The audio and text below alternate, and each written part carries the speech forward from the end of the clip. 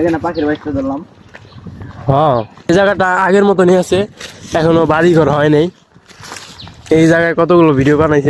আমি পাখির বাচ্চা দিম বন্ধ করে, পাখির বাচ্চা দিম। ভাই ভাই কি করেন, ভাই কি করে শিখে যাবেন ভাই, ধরাই গেছি এত রাত্রে আইলেন ভাই, বন্ধ করে ফিরে।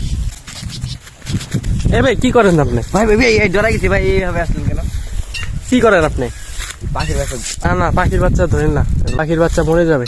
মরে যাবেন, আমি পালতে পারবো। আপনি জ্ঞান দিন না তো ভাই, জানতাম আপনার কাজে আপনি জানেন ভাই, আপনি জান গা ভাই, আপনি সমস্যা কি ভাই বলেন? এখানে পাখির বাসা হওয়ার সম্ভাবনা আছে। আবার আপনারা ভাবেন না যে বাচ্চা আমরা নিয়ে যাব তারপরে খাঁচা আটকে রাখবো। হ্যাঁ, আমরা এমনি দেখবো। হাসিবুল্লে আমি একদিন অনেক কিছু বুঝাই দিয়েছিলাম, হাসিবুল এখন বুঝতেছে যে পাখি ধরা ভালো না।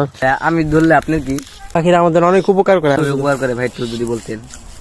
পাখি আমাদের পরিবেশের উপকার করে। ক্ষেত খাবারের যে পোকাগুলা থাকে এগুলা খেয়ে ফেলে, পোকাগুলার কারণে ফসল নষ্ট হয়, এগুলা কমে যায়। এর আগে আমি একটা ঘটনা শুনছি চায়নাতে, তারপর বুঝছেন পাখিরা আমাদের কত উপকার করে।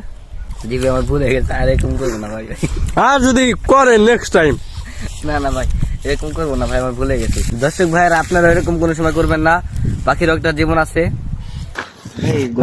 কিছু করতো আসলে তো এই শিয়াল ডিয়াল থাইনি না আসলে। ধরাও ভয় পাও তুমি? শিয়াল টিয়াল তো তোমার ছোট ভাই আছে কি করতে? আসলে শিয়াল থাকে নাকি? এই যে পায়ের ছাপ নাকি দেখো, খরগোশের বাচ্চা মনে